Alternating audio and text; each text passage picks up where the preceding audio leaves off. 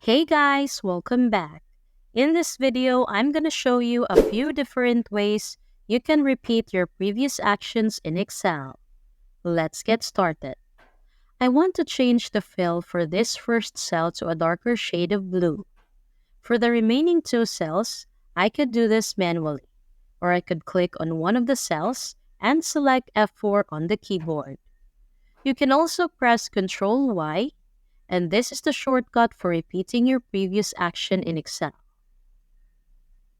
I can then click over the quantity, press F4, and my job is done.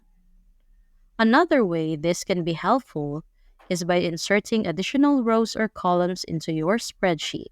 For example, if I add an additional row here, by right-clicking and selecting Insert, I can then click F4 a desired number of times to keep inserting additional rows. As a final tip, you can add a repeat button to your quick access toolbar.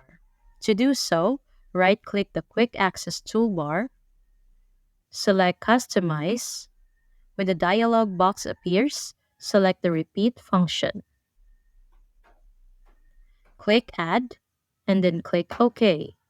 Now, you have a quick and easy way to select repeat right from your quick access toolbar. Keep in mind that the repeat function won't work for all of your previous actions in Excel, but it can be helpful for completing simple tasks. Thanks for watching.